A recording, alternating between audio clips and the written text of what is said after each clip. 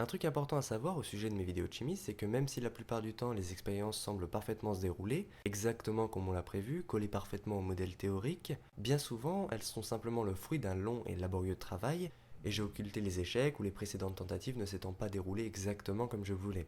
C'est pour ça que souvent il me faut beaucoup de temps pour sortir une vidéo, c'est que la plupart du temps je rencontre des difficultés, des problèmes, et il me faut réfléchir à comment traiter le problème pour que l'expérience se passe convenablement. Ce que vous voyez est donc le fruit d'une recherche longue et laborieuse, que la plupart du temps je n'évoque absolument pas. Maintenant, il m'est quand même arrivé de sortir quelques vidéos avec des synthèses qui sont juste moyennement bien passées et qui n'ont donné que des résultats acceptables. C'est par exemple le cas d'une synthèse qu'on avait fait il n'y a pas si longtemps dans un dossier sur les esters, où on avait essayé de synthétiser du salicylate de méthyle avec de l'acide salicylique et du méthanol. Le méthanol avait été fabriqué maison, donc à partir de bois. J'avais occulté la synthèse du méthanol, mais j'avais expliqué tout de même qu'il était coloré en jaune par certaines impuretés résiduelles du procédé de fabrication duquel il provenait. J'espérais que les quelques impuretés présentes dans le produit ne soient pas gênantes pour la synthèse, mais lors de l'ajout du catalyseur, l'acide sulfurique, nous avions observé une carbonisation du milieu réactionnel et l'apparition de matières goudronneuses et noirâtres qui ont ensuite perturbé le reste de la synthèse et qui se sont retrouvées dans le produit final. Le colorant donc en orange, comme on peut le voir sur ces images, et lui donnant une odeur particulière qui cachait légèrement l'odeur du produit pur. L'origine du problème donc c'est le méthanol qui était coloré en jaune par des impuretés organiques, principalement des goudrons hydrophiles que je n'avais malheureusement pas pris en compte lorsque j'ai élaboré mon procédé de fabrication. J'ai donc décidé de faire un dossier un peu particulier qui résume le travail et les recherches que j'ai fait sur la préparation du méthanol dans l'optique d'obtenir un produit beaucoup plus pur destiné à la synthèse organique. Aujourd'hui, le méthanol est principalement produit par synthèse, par réaction du dihydrogène gazeux avec le monoxyde ou le dioxyde de carbone sur un catalyseur à base de cuivre, d'oxyde de zinc et d'alumine à 250 degrés sous 50 à 100 atmosphères. Il est également possible d'oxyder directement le méthane en méthanol avec du dioxygène gazeux sur un catalyseur approprié, toutefois ce procédé reste relativement peu pratiqué. Généralement, on préfère décomposer ou oxyder partiellement des hydrates de carbone ou du gaz naturel directement en dioxyde de carbone, en monoxyde de carbone et en dihydrogène, ces gaz étant ensuite directement utilisés pour la synthèse précédemment évoquée. Le méthanol est donc produit directement en réacteur ouvert dans des usines assez complexes, directement à partir de gaz naturel. Toutefois, pendant très longtemps, le méthanol était considéré comme un sous-produit de la pyrolyse du bois qui servait à produire l'acide acétique. Étant donné que le bois est une matière première bon marché et facile d'accès pour moi, c'est cet ancien procédé un peu archaïque qui a retenu mon attention. J'ai donc très longtemps travaillé sur la pyrolyse du bois et la séparation des produits issus de la dégradation de cette matière organique. Pour ce dossier, j'ai donc distillé de très grosses quantités de jus pyroligneux et de diverses matières goudronnées et malodorantes, j'ai encrassé une quantité de verrerie incroyable et surtout j'ai rencontré quelques échecs absolument désespérants. Toutefois, après un travail considérable, j'ai finalement réussi à extraire de mes systèmes un liquide limpide, incolore, de température d'ébullition proche de 65 degrés et surtout d'odeur caractéristique. À partir de cet échantillon de liquide aux propriétés physiques encourageantes, j'aurai ensuite tenté la synthèse du salicylate de méthyle, et cette fois-ci avec succès. L'ester que j'ai obtenu était tout à fait limpide, tout à fait transparent et surtout d'odeur caractéristique. Nous allons commencer par présenter la pyrolyse du bois de façon très générale. Dans un grand Erlenmeyer d'un litre, introduisons du bois, ici sous forme de sciure pour des raisons pratiques, à l'aide d'un entonnoir à solide. Puis plaçons l'Erlenmeyer au bas d'un dispositif adapté à l'étude de la pyrolyse du bois. Allumons la plaque chauffante et les circuits de réfrigération de l'appareil.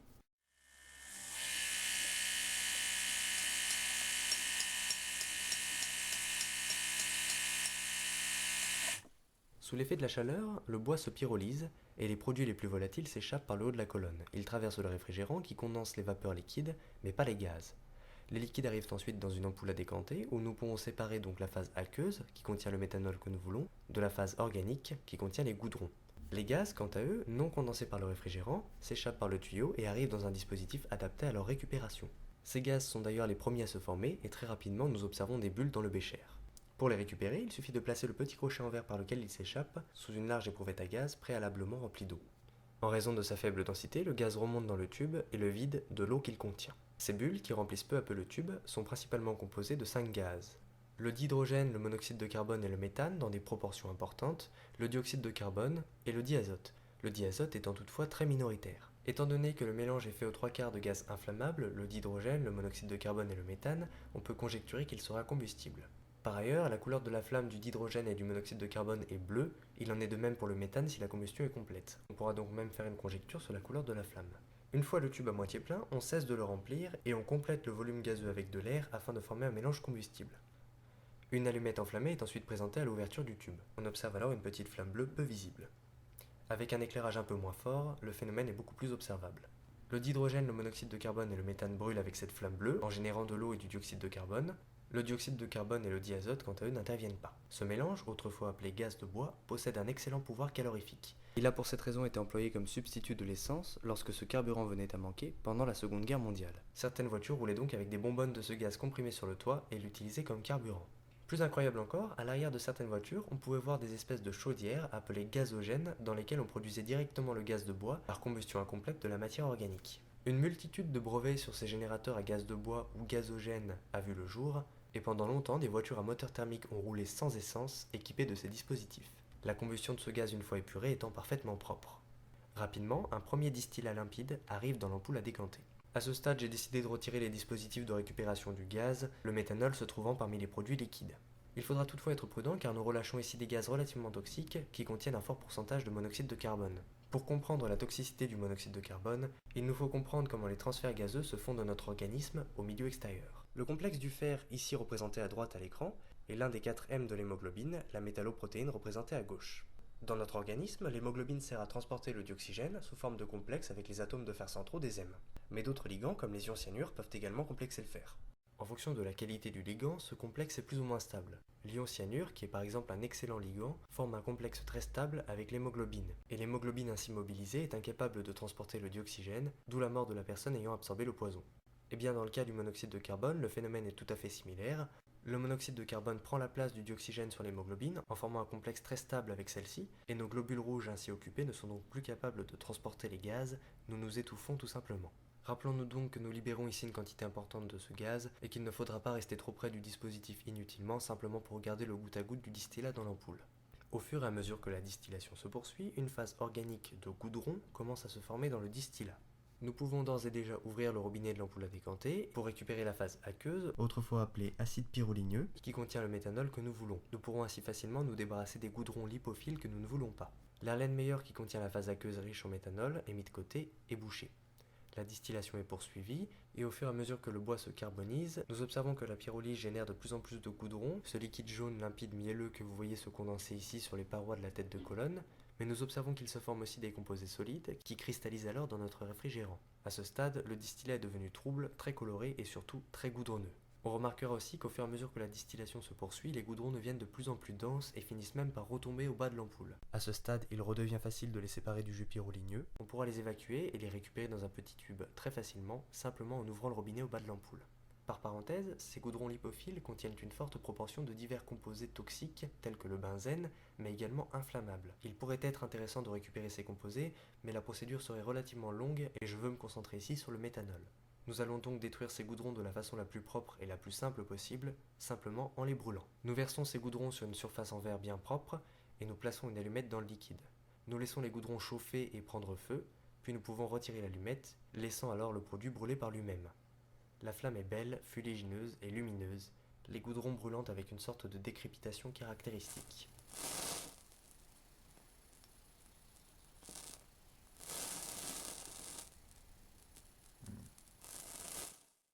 Après quelques heures de distillation, le bois est complètement carbonisé et nous pouvons alors cesser de chauffer.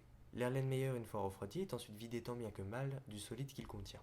Pour résumer, cette première étape du procédé, la pyrolyse du bois nous aura fourni divers produits. Des jus pyroligneux aqueux qui contiennent le méthanol, des goudrons lipophiles d'odeur particulière qui contiennent une forte proportion de composés inflammables mais toxiques, et surtout une quantité importante de charbon en poudre friable mais encore légèrement goudronneux.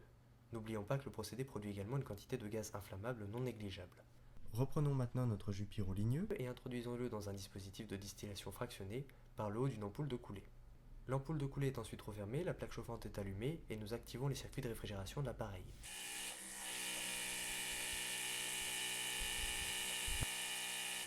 Par le biais de l'ampoule de coulée, nous pouvons introduire dans le bicol notre jus pyroligneux aqueux riche en méthanol.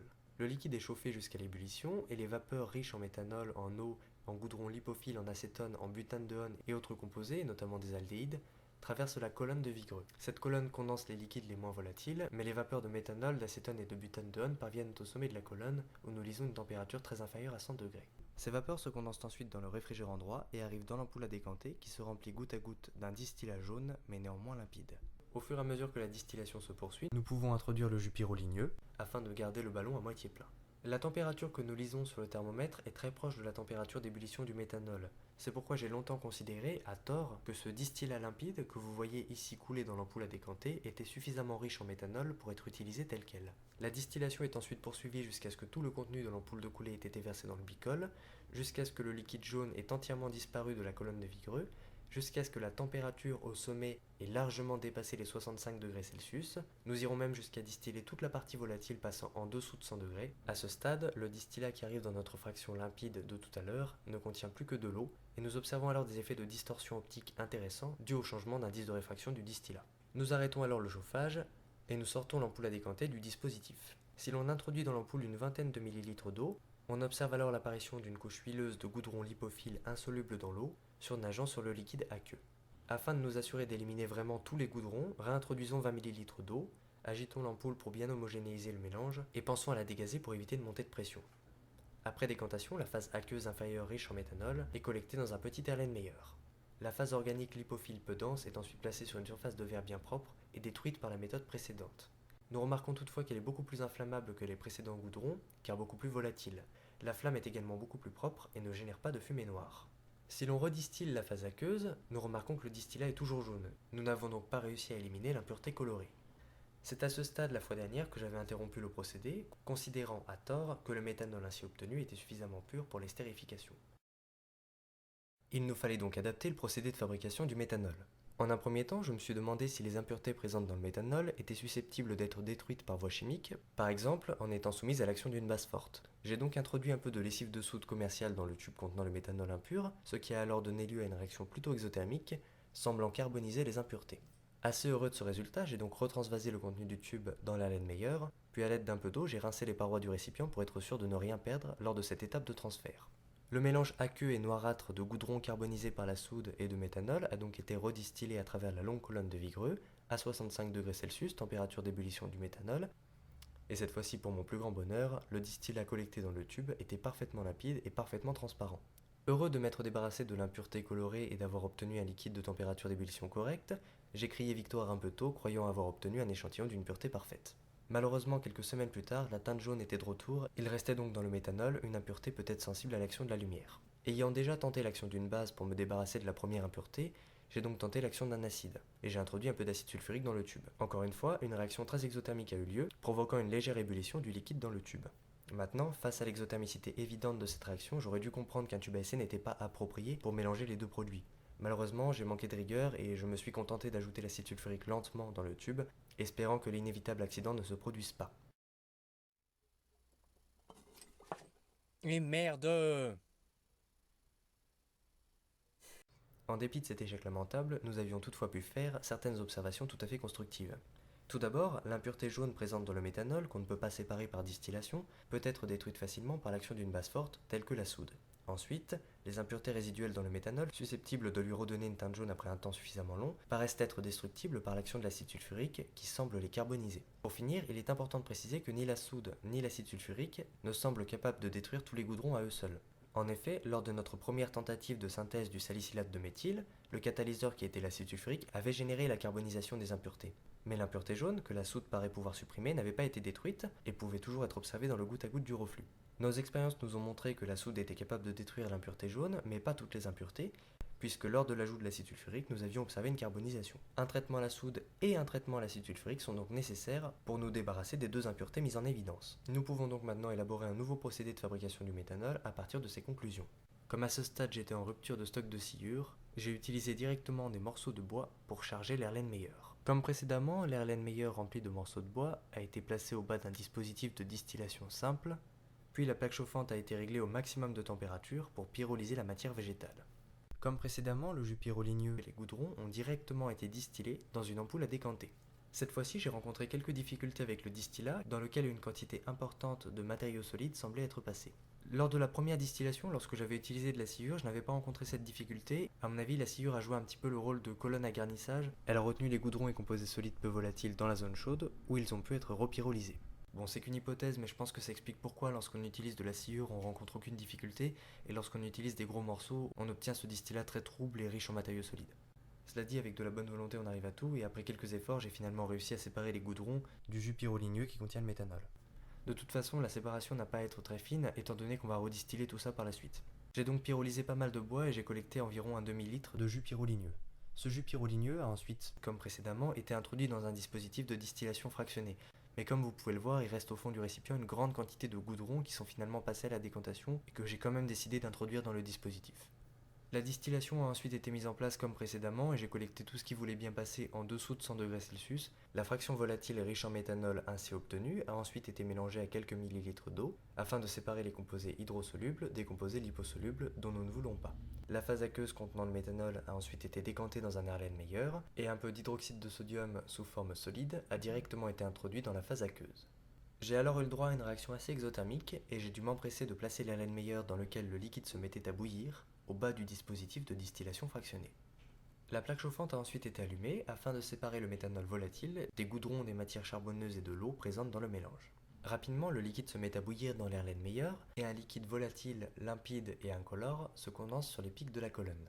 La température de la vapeur, qui permet de déterminer la fraction molaire en méthanol, peut être lue au sommet de la colonne sur un thermomètre et nous voyons ici qu'elle est proche de 65 degrés Celsius, ce qui est bon signe. Cette fois-ci, nous collectons le méthanol brut dans une ampoule de coulée, ce qui sera pratique pour la suite. Malheureusement, on pourra constater que le distillat que nous collectons dans l'ampoule n'est pas incolore. Et c'est un peu à contre-cœur que je dois avouer que ceci est encore dû à ma négligence, j'ai simplement mal lavé l'ampoule des composés goudronneux qu'elle a contenus juste précédemment. Les quelques goudrons encore collés aux parois de l'ampoule se sont dissous dans le méthanol, lui redonnant donc cette coloration jaune. Cela dit, si on tient compte de la quantité de goudron que la soude a permis d'éliminer au cours de cette distillation, vous m'accorderez que cette contamination reste plutôt négligeable. Une fois toute la fraction volatile récupérée, l'ampoule de coulée est placée dans un dispositif de distillation fractionnée et nous ouvrons le robinet pour introduire le méthanol dans le ballon bicol. Le robinet est ensuite fermé et un déboucheur à base d'acide sulfurique est introduit dans l'ampoule. Enfin, nous fermons l'ampoule et nous introduisons l'acide dans le bicol pour carboniser les impuretés restantes. Via l'ampoule de coulée, nous introduisons de l'eau dans le mélange afin de diluer l'acide et éviter une déshydratation du méthanol. La plaque chauffante est ensuite allumée et la distillation commence. Nous voyons ici que l'eau se condense au bas de la colonne de Vigreux, mais que le méthanol, de température d'ébullition proche de 70 degrés Celsius, arrive au sommet. Le problème ici, c'est qu'à cause des quelques résidus goudronneux qu'on avait laissés dans l'ampoule de coulée, le méthanol qu'on a là n'est pas parfaitement incolore. Pour obtenir un produit d'une pureté correcte, il est donc nécessaire de faire un dernier traitement à la soude. Cette fois-ci, on remarquera que même en introduisant la soude sous sa forme solide dans le ballon, la réaction n'est pas trop exothermique et la carbonisation est très légère. Il n'y a donc que très peu d'impuretés dans le produit. Nous allumons la plaque pour distiller le méthanol, cette fois-ci dans un dispositif de distillation simple. Sous l'effet de la chaleur, la soude carbonise les goudrons de façon beaucoup plus efficace, d'où cette coloration orange que nous observons là, et le méthanol se met à bouillir. Grâce au thermomètre, nous lisons que la température au sommet est très proche de 65 degrés Celsius. Il reste un petit peu d'eau dans l'alcool, mais ceci ne me dérange pas vraiment. Le liquide que nous récupérons ici est cette fois-ci parfaitement incolore. Nous laissons la distillation se poursuivre, et nous continuons à collecter le liquide limpide dans un petit tube. Au bout d'un moment, on observe la condensation de composés sirupeux sur les parois du ballon, et nous voyons également que la température indiquée par le thermomètre dépasse 70 degrés Celsius, traduisant une trop forte proportion d'impuretés. À ce stade, comme on a récupéré quasiment tout le liquide, il est bon d'arrêter la distillation. Par cette ultime distillation, nous séparons les derniers goudrons carbonisés et la soude, qui reste au fond du petit ballon, du méthanol, qui passe parfaitement limpide et parfaitement propre, à la distillation. Cette fois-ci, les 10 ml de méthanol que nous avons obtenus par traitement du demi-litre de jus pyroligneux n'ont rien à envier aux précédents produits que nous avions fabriqués. Nous pouvons donc maintenant passer à la suite et retenter les stérifications. Dans un petit ballon sur une plaque chauffante équipée d'une olive aimantée, introduisons l'acide salicylique et le méthanol que nous avons produit.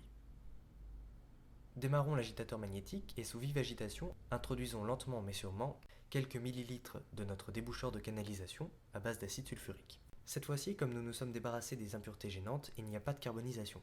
Surmontons le ballon d'un bon réfrigérant et activons la pompe.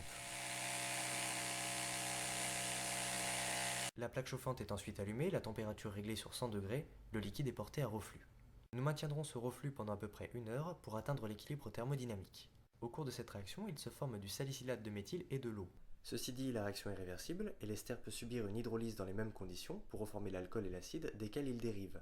C'est pourquoi il est impossible d'obtenir un bon rendement en utilisant un simple chauffage à reflux.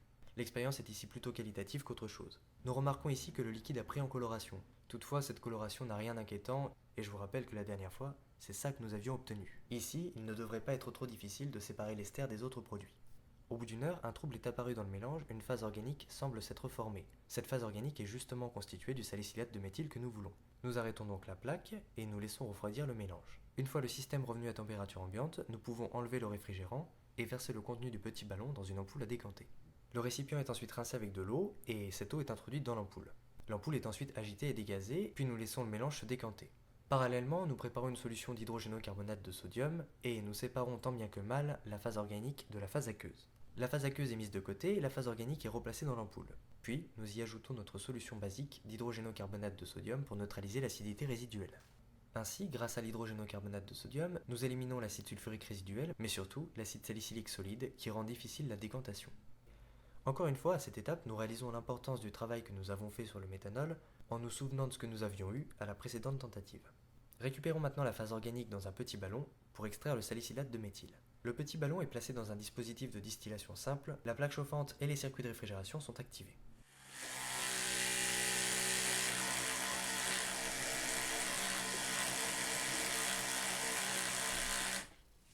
Très rapidement, le mélange se met à bouillir et la température de la vapeur indiquée par le thermomètre au sommet de la colonne est proche de 100 degrés Celsius.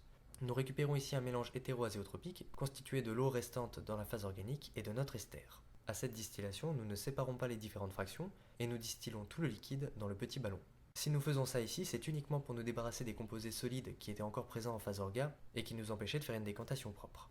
Cette fois-ci, le distillat que nous récupérons dans le petit ballon est donc biphasique, mais parfaitement limpide, il n'y a pas de composés solides, et composé principalement d'eau et de salicylate de méthyle. Nous distillons jusqu'à sécheresse pour récupérer tout le salicylate de méthyle. Puis le petit ballon est sorti du dispositif de distillation et nous le laissons reposer. Après quelques heures de repos, la décantation est terminée et nous avons deux phases parfaitement limpides, la phase inférieure étant constituée de notre salicylate de méthyle et de quelques impuretés. A l'aide d'une simple pipette, nous pouvons procéder à une décantation très efficace et injecter la phase orga seule dans le petit ballon. Celui-ci est alors replacé dans le dispositif de distillation, la plaque chauffante et les circuits de réfrigération sont activés.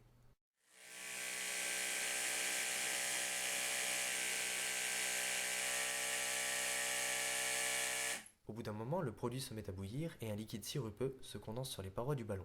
Un peu de fumée se forme également.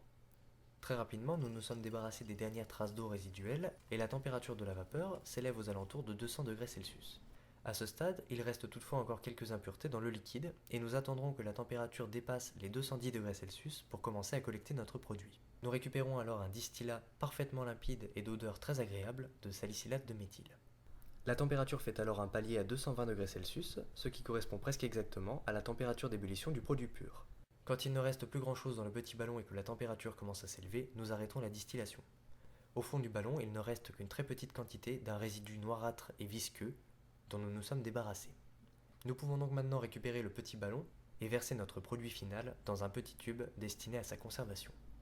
Voici comment, à partir d'un premier échec et de beaucoup de travail, nous avons réussi à accomplir ce projet un peu fou de réaliser une synthèse organique à partir de méthanol fait maison.